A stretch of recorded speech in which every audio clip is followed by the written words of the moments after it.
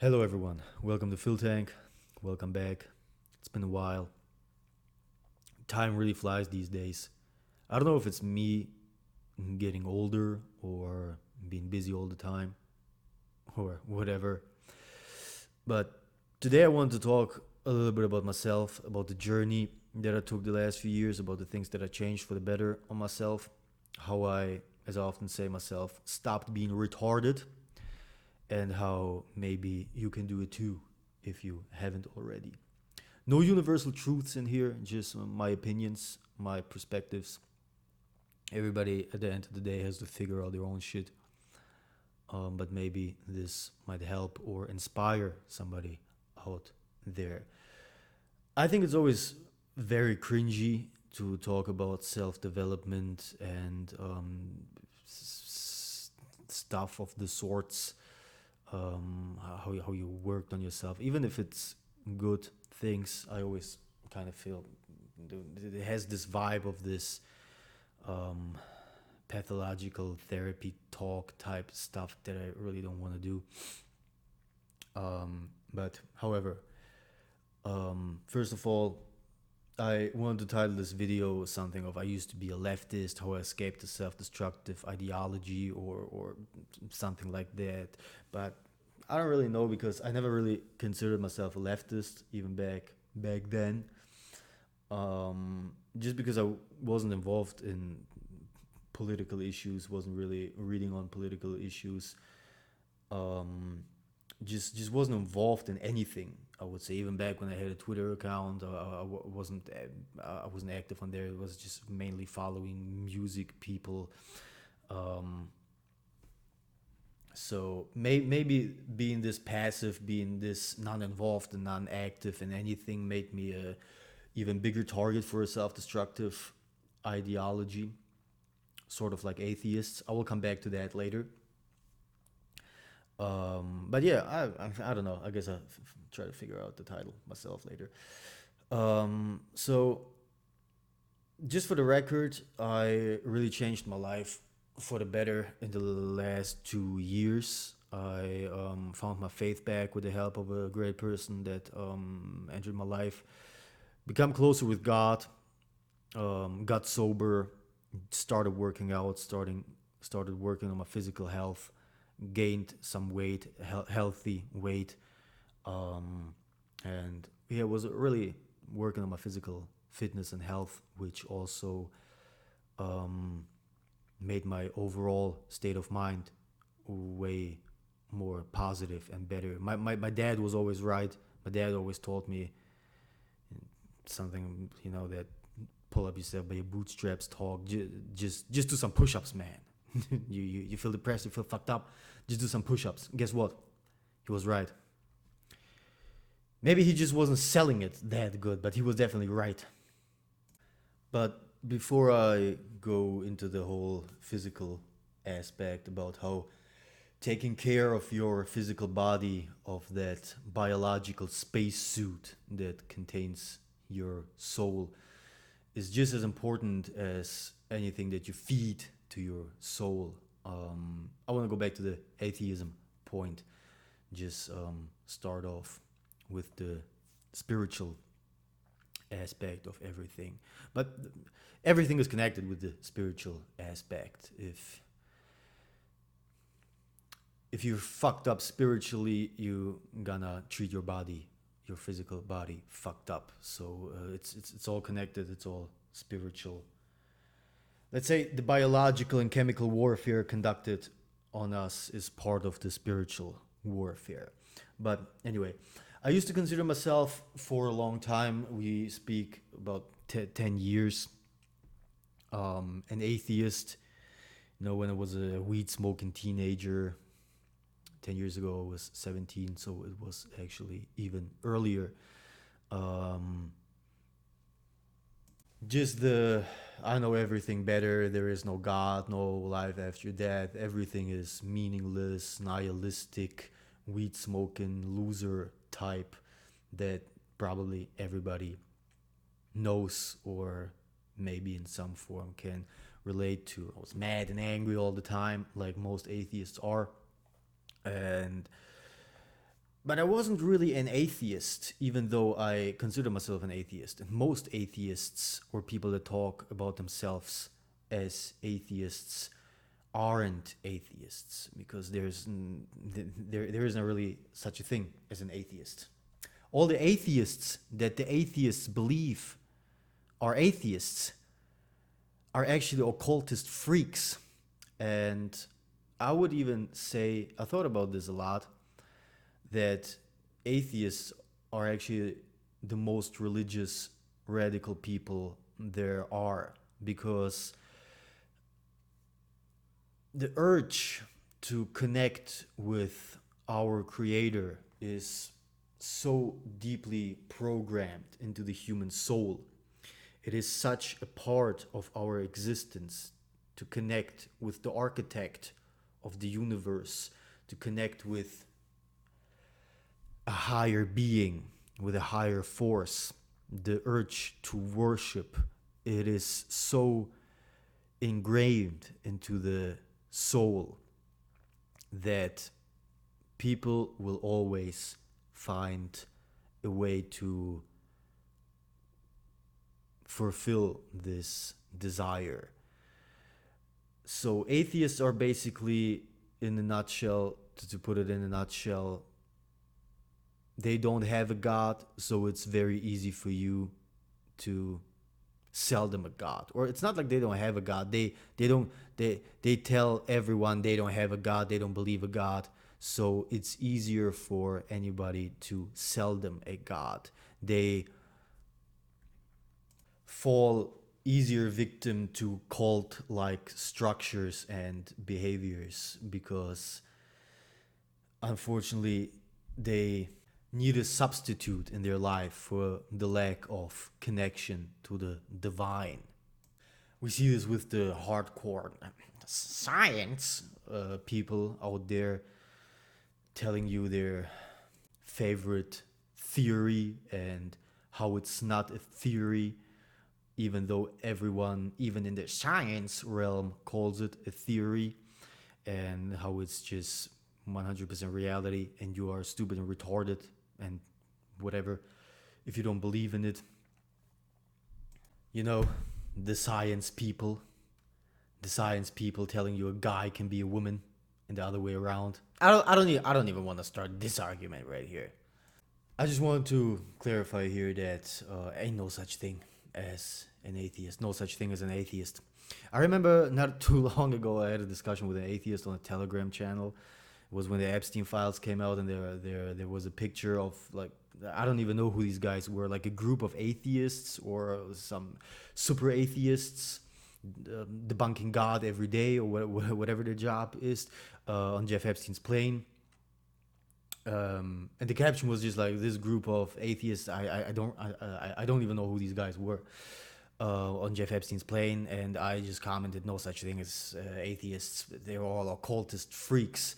And an atheist answered on my comment something along the lines of, well, I am an atheist myself, and I would never do what these guys are doing, and they're I agree with you that they are freaks. And I don't even remember in detail what he answered, but he felt certainly attacked because I put these atheists in the same group as him.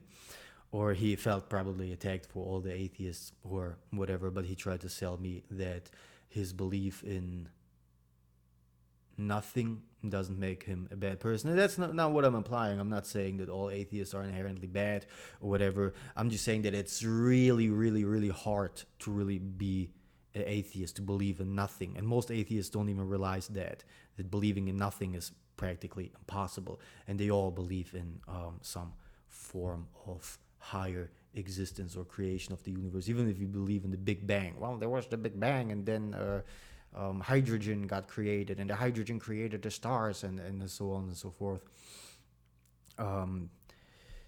Yeah, a good example for these people are I'm not religious but spiritual people. Well,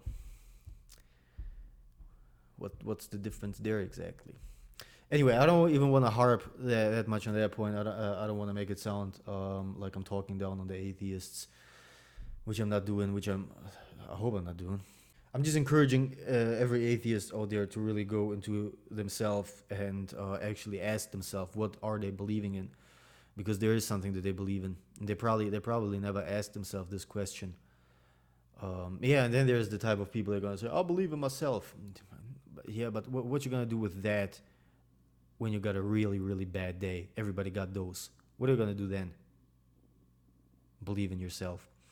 I think it's good to believe in yourself and have a healthy confidence, but don't do that whole self worship thing. You don't want to go there. I don't even want to go there now because I don't want to talk 40 minutes about atheists and make it sound like I'm shitting on them, which I'm not doing. Going back to the going back to the physical realm, to the physical thing, to your physical body. Well, to put it in Redditor terms, the equation is movement equals brain releasing happy chemicals. And that's basically what it is. Our bodies, our biological spacesuits, as retarded as it sounds, this sounds like something Joe Rogan would say. They're the containers for our souls. They're just a temporary vessel to navigate this world, or a tool. I like to call our bodies a tool. It's a tool that you could use to do something good, like a hammer. You could use a hammer to build a house. You could also wrap a hammer in a plastic bag and bash somebody's face in with it. And it's the same with your body. You operate in the limits of this physical world. You can use it for good things. You can use it for bad things. I always like to say, of course, our relation to our body has been perverted over the last decades in many different ways. I like to say that in today's world, our bodies mainly serve two purposes. Both of them are wrong, but both of them make money for certain individuals, or at least are beneficial for certain groups of individuals. And these two purposes are: your body is there to be satisfied or to satisfy. The first one is just everything that is easy, like get drunk, do drugs, watch pornography, waste your time playing video games, watch stupid videos of people playing video games. Just satisfy yourself. Just be satisfied. Sit there all day, shove junk food into yourself, treat your body like a toilet. And the other, to satisfy, is just how do I look? Do I have the newest shirt, the newest shoes, the makeup? Are my tits big enough? Do I need bigger tits? Do I need a new nose? What is my haircut like? Are other people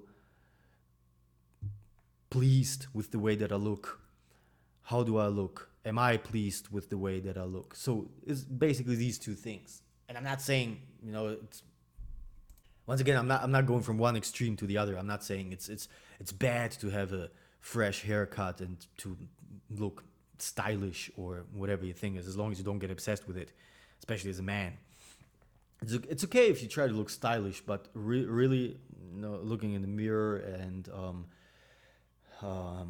getting a panic attack over the way that you look, just trying to bash your face with a hammer to get your bone structure right, or whatever the people are doing. Now, this is. Do I have to point out that this is not healthy? And the same with, nothing wrong to play some video games, or to wind down a bit, just watch a movie or whatever. But at the same time, it's bad if it obviously consumes your time into not being productive in the real world with it. There's a steady effort, I believe, to detach ourselves from our physical body, to shift it more into like a digital realm. You can design your video game character. Every video game has this now. You can, you look like a loser in real life, but here you can fucking design your own super soldier and give him like, I don't flipping know, this and that. You can design your avatar. You can make a profile picture. You can use AI filter on your camera to make yourself look like an alien or whatever, and make that your representation, or make that thing, make that golem represent you in this digital realm. There's a I believe, or as I see, an effort to detach ourselves from our physical body, from the tools, the only tools that we got here, the connection between a spiritual and the physical realm that we can use to do good or bad. And I just think that our bodies, well, I just said it, are designed to do things in this physical world. I mean, that's not even that far fetched, and sort of retarded that I even mentioned this. Um, just by the way that our bodies look, they were designed to walk long distances. They're designed to be active, to create things, to make things. The way our hands look, the way that our skull, our eyes, our legs, everything looks. It's designed, and I use this word specifically, to create. And that's why it's not only important to get moving, to work out, I don't know, learn how to defend yourself, do some form of martial arts. It's also important to have a purpose in life, to create. It doesn't even have to be something like pressuring yourself to creating an invention, something that can change the world, because we tend to put these stakes too high. Like, people put themselves down, they demoralize themselves, they have been demoralized. There's a whole machine working to demoralize you. I have a fake email job, and it's actually it's okay job, my day job. I'm satisfied with it. I make decent money. The colleagues are okay, but I got this little side projects, and I don't pressure myself in. I need to have 1 million viewers in a month or whatever. I do martial arts myself. I'm on my way to becoming a coach. I work together with kids. We got like groups for kids at the MMA gym that I'm at, and it's just great to work with them together. And even that's a small thing, I feel like I have an impact. And at the end of the week, on Sunday or whatever, I can look back to the week and see myself connecting with other humans, and that I have left an impression on people in my life.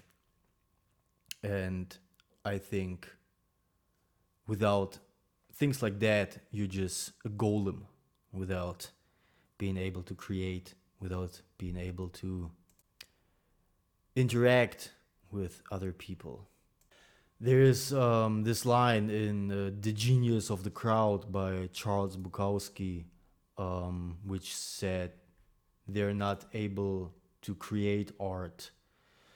They will not understand art. They will consider their failure as creators only as a failure of the world. And I think this sums up pretty well the mindset of a nihilist. They will consider their failures as creators only as a failure of the world. And this is probably, and looking back at myself in my teens and my early 20s, this is perfectly it. This is where this, the world sucks, everything is bad, everyone is a bad person, and this is where this type of mindset stems from. It's the fact that you are an empty vessel, and therefore you are very, very susceptible for witchcraft, for demoralization campaigns, for just for being implanted with this whole everything sucks, everyone sucks mindset. This is where all this obsession with chaos and anti-human shit, freak shit, this is where it all stems from. This is where it all comes from. And again, not judging anyone, just looking back at myself in my teens. And I know that this can be hard, but it always has been hard, and people have always figured it out. Sometimes when I talk to people, and they're like, things are so tough, and I'm not gonna lie, I want to have a house someday. I'm saving up money. My financial situation is not even that bad. It's also not great. It's, I would say, decent for my standards. But sure, things are tough. It currently looks like things are gonna get even tougher. I always think that things need to get worse before they start getting better again. And currently they have to go get even worse. But it was always like this. A little bit different, but the core was always the same. This is not the last crisis in humanity, and it's by far not the first one. And it's hard not to get demoralized, especially because now there is an effort going on to demoralize certain groups of the population. Not whining, not being like, you shouldn't do that. Whine about it. I'm the target of a mass demoralization campaign. This leads back to the whole everything sucks mindset. But it's way too early to lose all hope. I'm digressing. I don't even know what I want to say here. I really need to start doing scripts, because otherwise I'm gonna talk for 20 minutes and literally say nothing. I think I will try to end this right here. Just do a little recap towards the end of the recording. I haven't really done a lot of like tips or whatever. First of all, because I don't see myself as somebody who can or should give tips to people. And I believe I already mentioned this in my first video about foods, about nutrition, that I think it's easier to give don'ts than do's. Instead of saying you gotta do this, you gotta wake up every morning and go to bed early, and you gotta do this, you gotta do that. It's easier to say don'ts. Just don't be a freak. Just don't be demoralized. Just don't be just don't be a piece of shit. Don't pressure yourself. Don't waste your time. Don't poison yourself, your body, and even more important, your soul. The things that you're feeding, the things that you feed to your eyes are way more critical than the things that you shove in your mouth. Even though that's also a big point. So, wrapping this up, I'm gonna probably give some boomer type advices. Get moving, get some sunlight, do a walk around the block, work on your physical health, get stronger, eat healthier. You will immediately feel more confident and more relaxed in your own skin. Don't lose hope. Don't just look around you and see the world. As cliche and as cringe as it sounds, everybody talked and wrote about this, but see the world as a place of fullness. Look at the cars around you. Look at the houses around you. Look at the relationships around you. And don't be an ass and hate on people like that fucking dick in the sports car, and look at that rich people. This is like the communist mindset, the modern communists in air quotes. Like, Look at this rich asshole in this house, in this big house. don't be that. Just look at everything around you and think, if one person can do that, if a person can achieve that, everyone else can do that. And don't pity yourself and don't find excuses for yourself. Like, Well, my parents weren't wealthy, and this guy only got this house because his parents were wealthy, and this guy and that guy. dude, my parents grew up in Soviet Russia. They had sausages only on holidays, and nobody is bitching. Me and my siblings, we're not bitching around. Our parents only had sausages. They had to wait in bread lines. They had this and didn't had that and didn't had that. So everyone is pressuring us, and we can't do that. Just don't do that. If one person can do something, another person can do it too.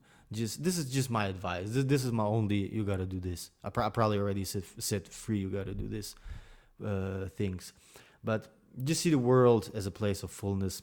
Look around you, the cars, the houses, the relationships, everything that people have, and think in a way that if one person has achieved that, another person can achieve that too. And don't compare yourself too much to others. This is, I would say, this is the biggest mistake that I did in my early 20s. I was constantly looking outward and not necessarily looking for approval from other people, but I was comparing myself to other people constantly. And it really took me a long time to get rid of that. And sometimes I still do it, and I just realized it afterwards. Um, but yeah, don't do that. That's just that's not healthy. Nothing good ever comes out of that, out of comparing yourself. And don't harp too much on your past. Don't be a lot of people do this right now. They I was a drunk. I was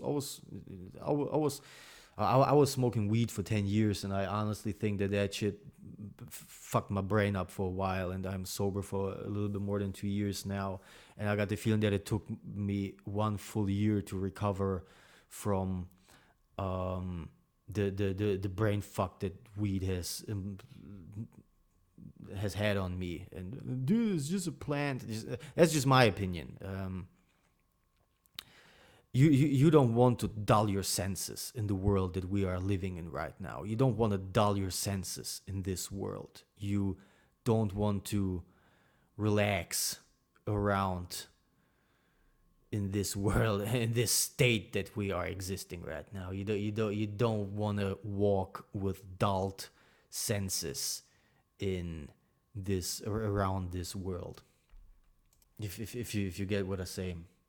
If you don't get it, then just make it up for yourself. Don't constantly look to the past. This is once again one of those cliche sayings. I don't remember. Somebody once said it to me. It's only look back to see how far you come. This is once again one of those sayings that sound so cliche, but if you actually think about it, it makes sense. Like, don't harp on the past. Don't be like, but this is holding me back, and that is holding so much trauma, and then trauma this and trauma that. I know this is all pull yourself up by your bootstrings talk. I know this doesn't work for a lot of people, but it certainly it did work for me. And as I said in the beginning, nothing here is considered the truth. It's just my points and my perspective. So only look back to see, well, yeah, I used to be a piece of shit, and now I'm way better. So, well, this went into an unexpected direction. I think I'm gonna stop it right here, because otherwise I'm just gonna keep talking in circles. So, and don't fall into despondency. I think a good thing to end this whole up is a quote of Elder Michael the Blind, who said, "No one who looks for comfort can expect to attain interior peace."